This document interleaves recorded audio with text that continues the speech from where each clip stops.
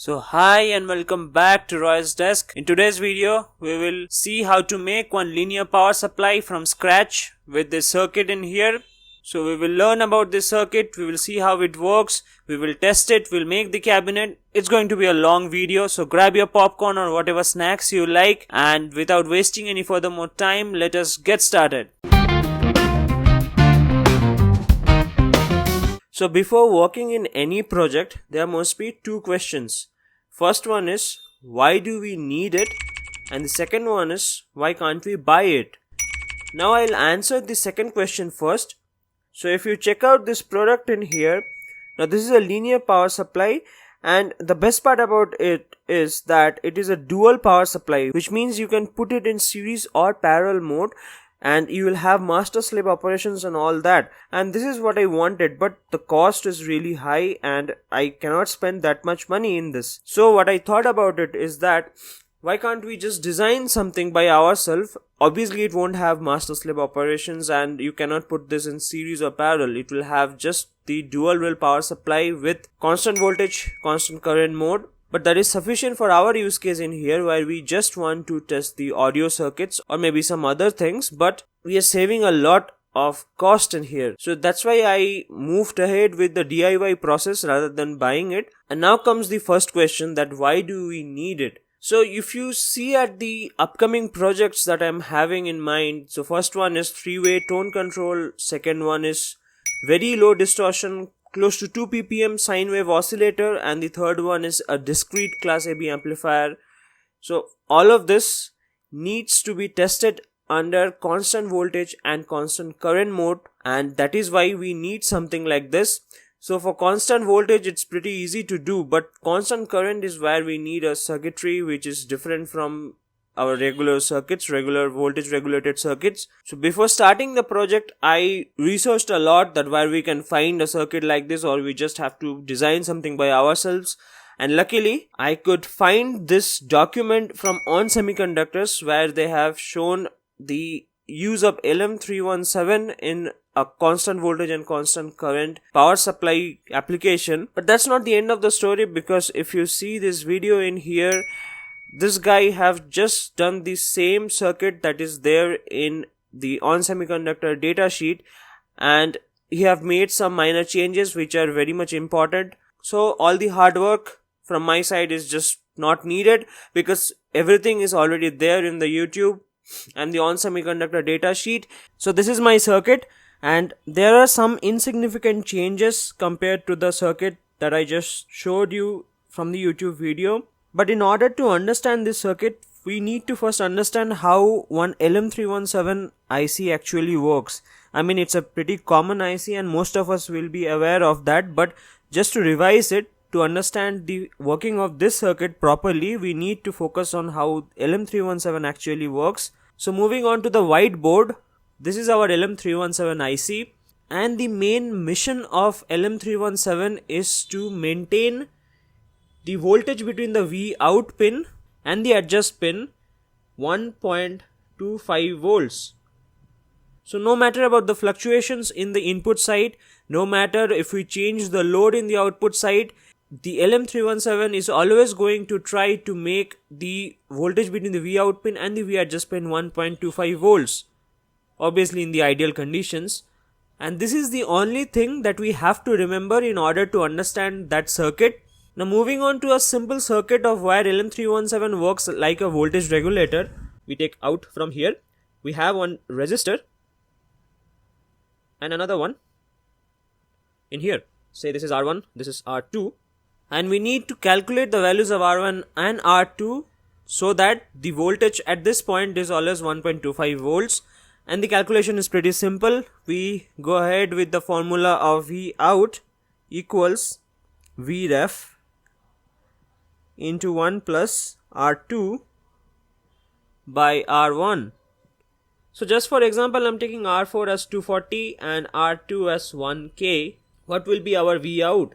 So V out in here is Vref, that is 1.25 multiplied by 1 plus R2 is our 1000 and R1 is 240.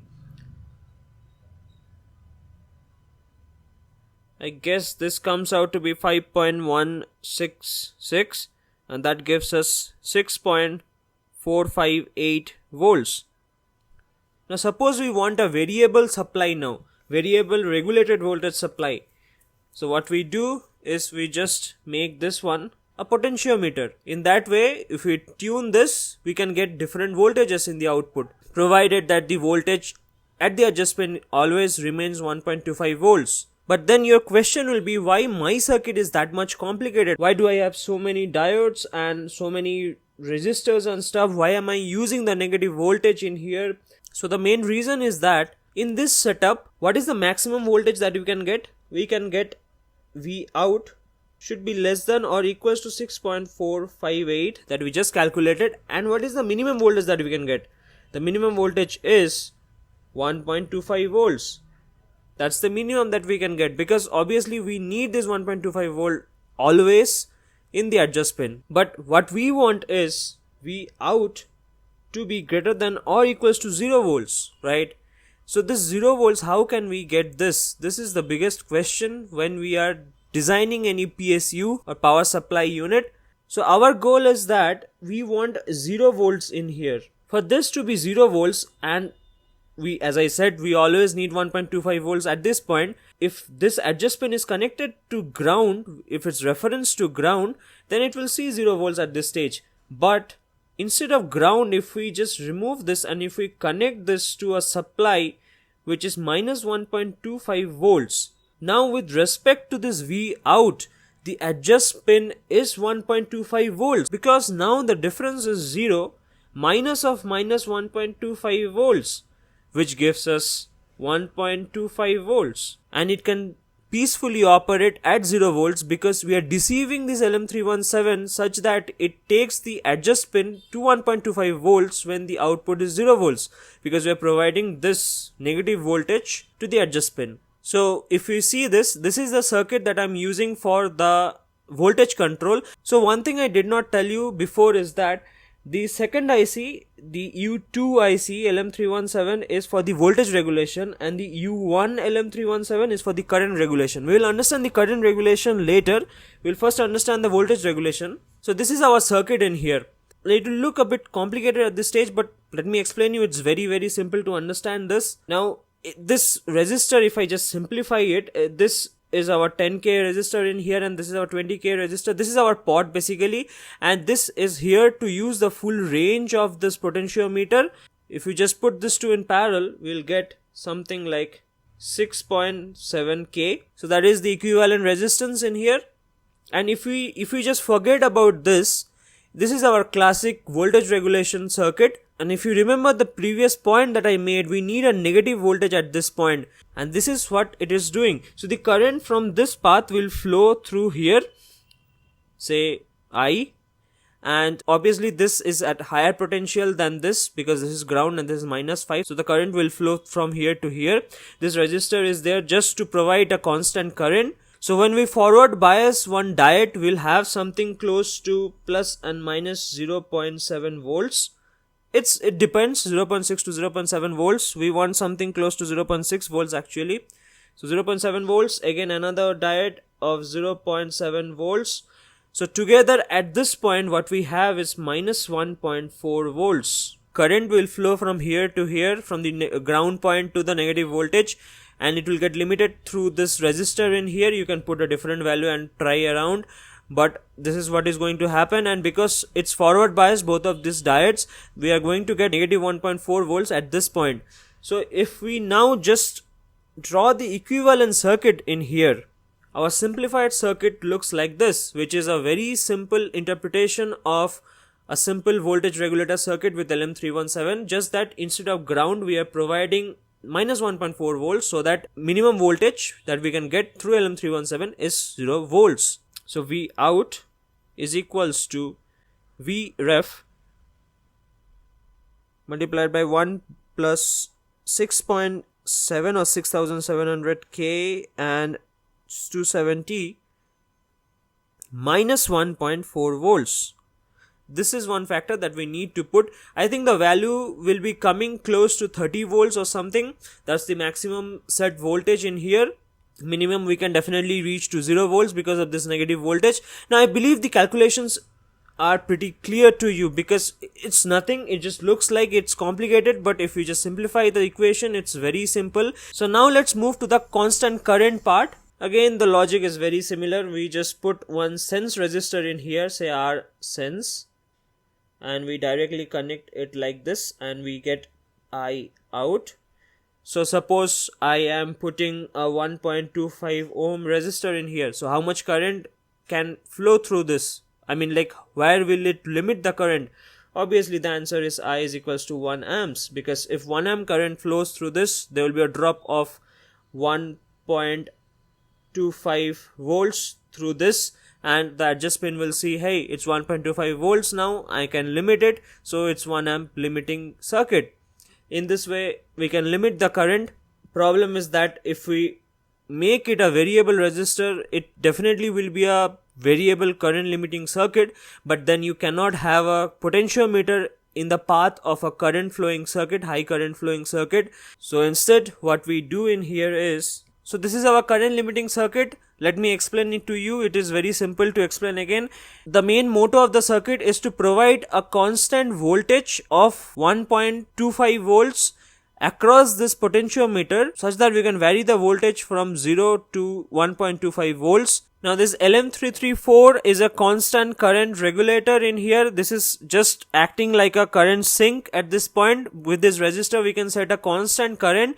I mean, in the datasheet you can just get the calculations of the resistor in here. I think anything 5 milliamps to 10 milliamps is just fine. It's not critical definitely. This current is just to make these two diodes forward biased. Just for example, suppose we take 10 milliamps flowing, and best part is that since this is minus 5 volts, this is a negative voltage, even if we have 0 volts at this point, we can still pull current, because this is at lower potential and this is at higher potential. It will always flow from here to here even if it's 0 volts in here. So that is the main reason to put minus 5 volts or the negative voltage at this point. Now suppose I'm just saying for one condition, say the voltage at this point is 1 volts. And since it's 1 volts, the voltage at this point is 1 minus of minus 5, that is 6 volts. And obviously the diodes will be forward biased at this point. So 0.7, 0.7, we are getting 1.4 volts at this point. So the resistor is seeing 1.4 volts irrespective of the voltage in here and irrespective of the current that is flowing through here. This is very important. So we can set the current ranging from 0 milliamps, maybe I'm just saying milliamps, less than or equals to I out, and less than and equals to, I use 2.2 ohm resistors, so it's 1.1 ohm, and if you do the equation, it's 1.13 amps. So that's the current range for us. It's a very simple circuit, just like the voltage regulator. What we are doing with this is that we are constantly providing 1.4 volts irrespective of the voltage and the current that is flowing through this. I feel the idea of the circuit has fully changed to you, because now it will be a very simple circuit with just providing negative references to the adjust pin instead of ground. So the bottom portion in the circuit that you are seeing is for the negative rail, and there are no differences with the top one, which is for the positive rail. Only difference is that obviously the diode biasing will be different in here because it's negative voltage now. After the circuit was done, I went ahead and created the PCB of this, and after creating the PCB, I ordered the PCBs from Lion Circuits again. I got the PCBs within 7 days.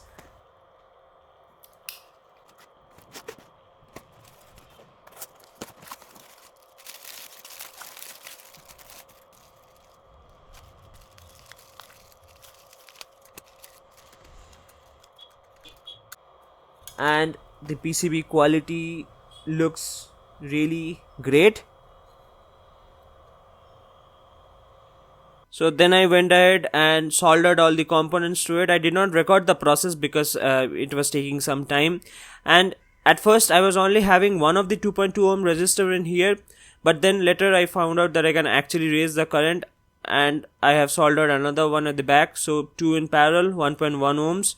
So these are the potentiometers that I'm going to use. So this is for regulating the current, 1K potentiometer. But for voltage regulation, I'm using two different pots because I want to change the voltage precisely. Now I know it's pretty tough to do both of them at the same time, but unfortunately in the market it's pretty hard to find a multi-turn dual gang pot, and even if you can get it, it will be very costly because I got one at, I don't know, maybe 800 rupees. So it's not worth it. So I just can use two different voltage regulating pots and one current regulating pot, which can be a simple potentiometer, not a multi-turn. And we can actually make a jugaad kind of thing. So if you just imagine about it, if we have two gears in here and both are connected, I mean the teeths of the gears are connected, so if you turn one, the other one will automatically turn. In that way we can connect inside the cabinet. So if you turn one of it, both of them will turn, and in that way we can use a simple multi-turn pot and make it a dual gang pot. But I just don't want to invest time on that, so it's fine. Now I need to put everything inside cabinet, and for that, so I got this cabinet from GTech Audios. I'll put the link in the description. This one, if you check out the dimensions of it, is 24.5 centimeters in the length, 19.5 centimeters, 19.6 actually, 19.6 centimeters in the depth, and 8.6 centimeters in the height, or close to 3.5 inch. So it came with the lid, and it also came with the front panel, which I obviously won't be using as usual. So let's finish the front and the back panel, then put everything inside the cabinet, then we will go into testing, because I know that's the most interesting part. We will test the circuit thoroughly, obviously.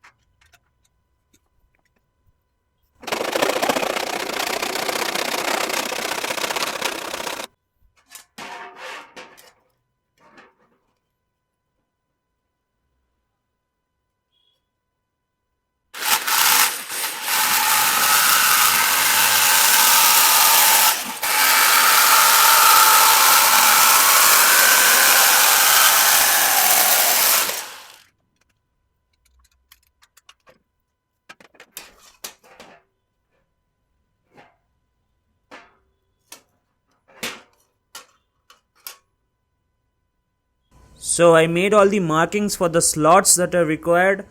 Now I just need to drill and cut holes for this. I will do it off camera because I just don't want to bore you, and it's a very long and tiring process. But you don't have to wait, because I'm already back with all the cutouts made. Now these ones are not proper circle, I know, because it's pretty hard to make a proper circle if you don't have a hole saw. With jigsaw it's pretty hard to make it, but yeah, it works, because as you can see, the ammeters fit just perfectly in here. So this is where the ammeter is going to fit, and this is where the voltmeter is going to come. And please don't hate me, but I know this is very cheap voltmeter and it's not accurate, but this is what I'm going to use in here. And this is where the knobs will come, 3 knobs, and this is where the connectors will be for positive, negative and ground. And meanwhile, I also made the back panel. Now this cutout is for the AC power jack connector, which comes with a switch and a fuse, and I've made the slot for it also. I still need to make the cutouts in the cabinet in here, and then I will directly start with putting everything inside the cabinet.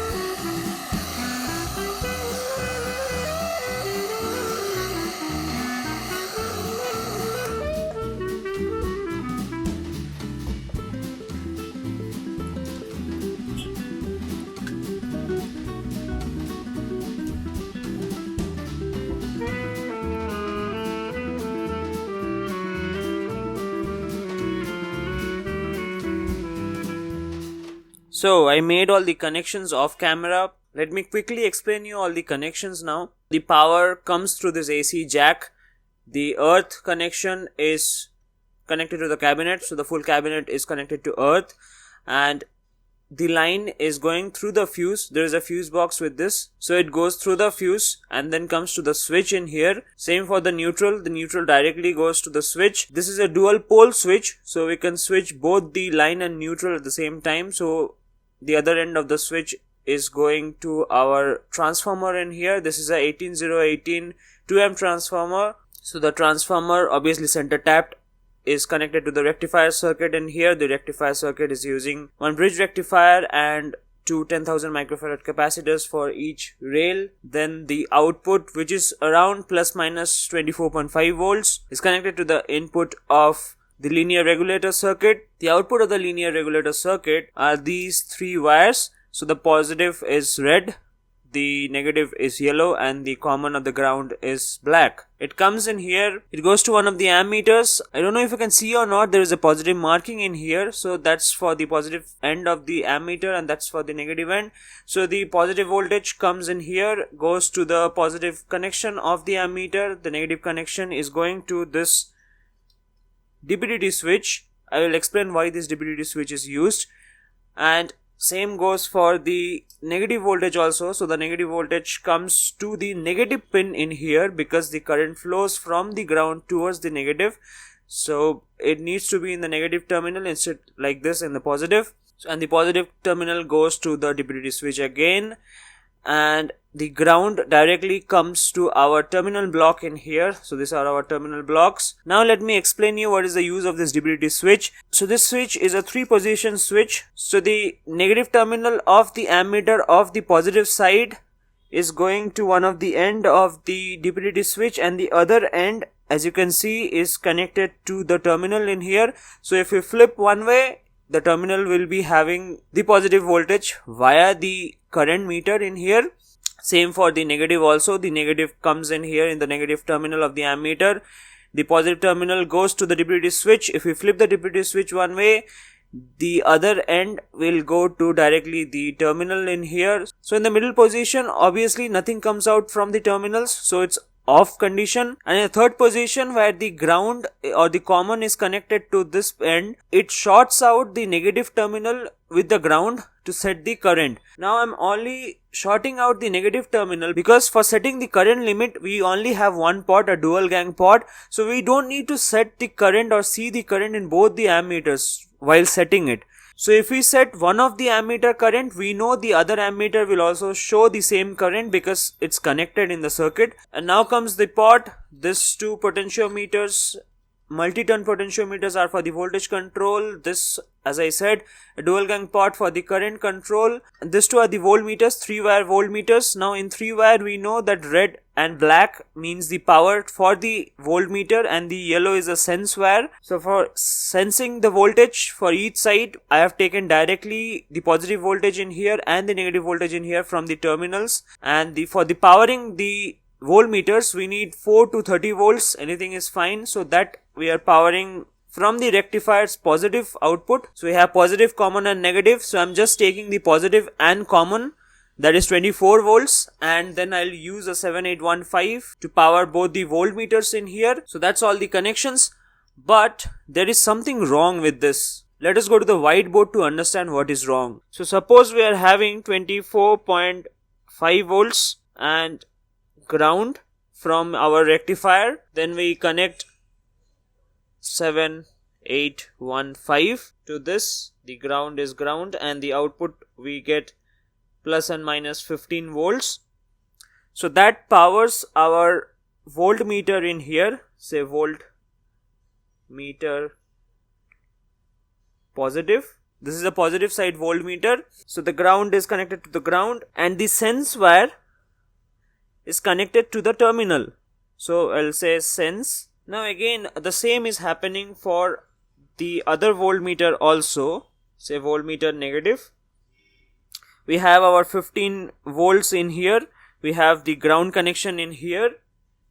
And what I said is that sense, I'll say sense positive in here, it's better. So sense negative we are directly connecting the sense wire to the negative voltage. But can it actually measure negative voltage? The answer is no. Obviously no, because this is not a bipolar voltmeter and we cannot measure a negative voltage in here. So the best way to solve this situation is to use an analog voltmeter, and that's what that guy in the video have used, an analog voltmeter. But you can be a dumb guy like me and use a digital voltmeter which is not bipolar and cannot measure negative voltage. But don't worry, we can actually convert this negative voltage to positive voltage using an op-amp. So think about an inverting op-amp configuration. So that's positive, negative. We have our resistor in here, we have the feedback resistor in here, and we connect this to ground. And we know that V out is equals to V in minus of RF by Rin. That's the output. And V in here is minus 1. And the RF and Rin are both 30k. So minus 1. That gives us 1 volt. Well, obviously in ideal conditions. But just for now, think that it actually gives our positive voltage. So this is a very easy configuration by which we can convert this negative voltage to positive voltage in here. And if we use or if we power this op-amp with the same supply as this one, this ground is the ground of the voltmeter and is also the ground of the op-amp. With respect to this ground, this voltage is negative. But with respect to this ground, this output voltage will be positive in here. But definitely there will be flaws in this. It works in a satisfactory way and I'm okay with it. So I'll show you the circuit. So this is the circuit. And let me explain you what is happening in this. So the power comes in here. So the minus is the ground, common ground, and plus is 24.5 volts from the rectifier circuit that is connected to the boost converter in here. The boost converter converts the 24.5 volts to 26 volts. This is just to maintain a stable power supply for the op-amp, because obviously when we load the transformer, this 24.5 volts will reduce. And I know it's an overkill to use this type of boost converters because these are good for 2 amps easily, but I could not find anything that could go to 30 volts or something. And this 24.5 volt also comes to this linear regulator 7815, converts it to 15 volts to power the voltmeters. So these are the connectors for the voltmeters. So it will have 15 volts ground is same ground as this, and the sense. So this is the positive side sense and this is the negative side sense. So the positive side, nothing happens, it directly gets connected to our JST connector because we don't need to convert anything in here.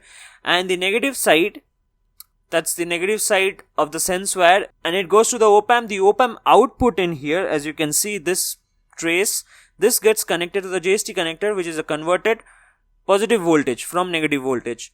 Now the flaw that I was talking about is I might later change this one to TL074 in the circuit.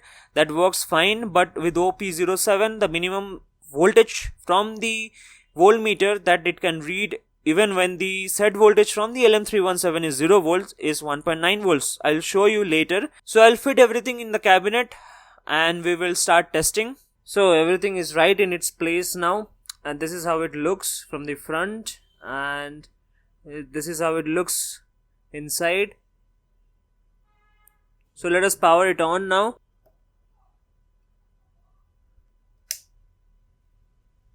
Hey, I don't know if you can see the voltmeter or not. I will just reduce the brightness. I hope it's visible now. So now it seems like everything is working. We are getting this is at 2 volts, so this is at 3 volts. We can definitely change the voltage in here and in here separately, and we can set the current with this. For setting the current, as I said, this side if you move the switch, you can see it right, yeah, this side if you move the switch, you will switch the system on.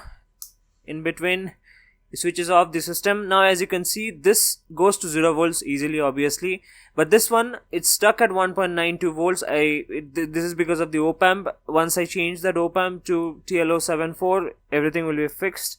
And this side, you can set the current. As you can see in the negative side, as I've said earlier, on only the negative side current if you set, it will set both of the currents.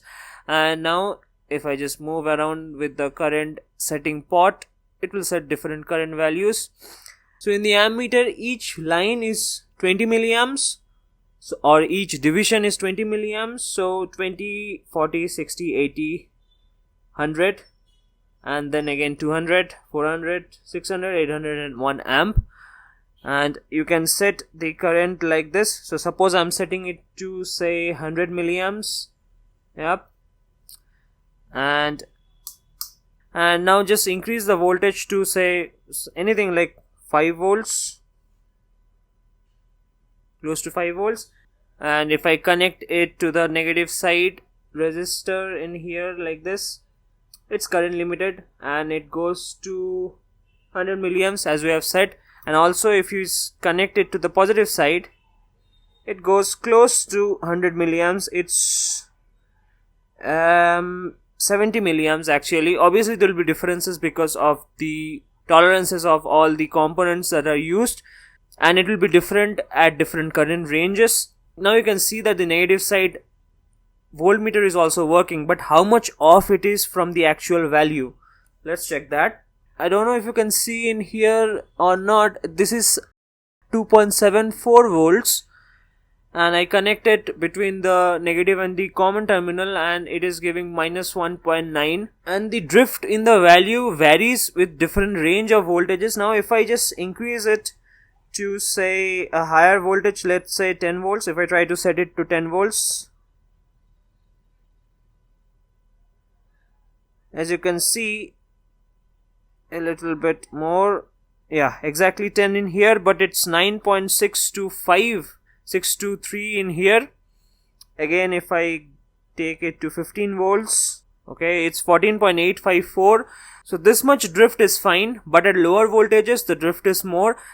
I can live with that definitely, but if you are concerned about this drift in values, then you have to set the gain, and also there is a trim pot in the voltmeter. You have to set it accordingly to get the exact values. But the positive side, if you can see, it's exactly same. It's 5.58 in here, it's 5.58 in here also. I will hold it here. Yeah, so it's 5.58 in here, 5.58 in here. If I just change it to say 10 volts, yep, 10, exactly 10 in here also. I'll just set the current to 400 milliamps. Yeah, 400 milliamps. Put the system on, and if I hold it in here, yep, it's 400 milliamps, current limited. Hold it in here, exactly 400 milliamps. If you can see it, yep, exactly 400 milliamps. Now there is a very interesting thing that I want to test now. I want to see how fast it reacts to the current limit, or how fast it triggers the current limit. We can test it with our oscilloscope. So I made the setup. What I did is that I connected the ground to the oscilloscope ground. I connected the positive to the oscilloscope positive probe, and I'm having one resistor in here which I'm going to connect between the positive and the ground. It will definitely go into current limit mode because we have set the current limit to 400 milliamps, as I can show you once. Yeah, it hits 400 milliamps.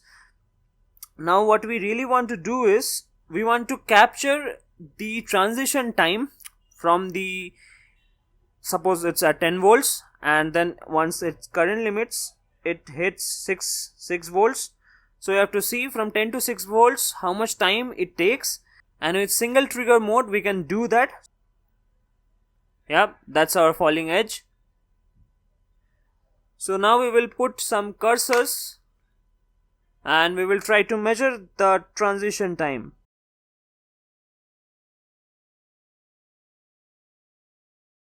And B will go exactly to the point where it starts becoming constant voltage. So let me zoom it.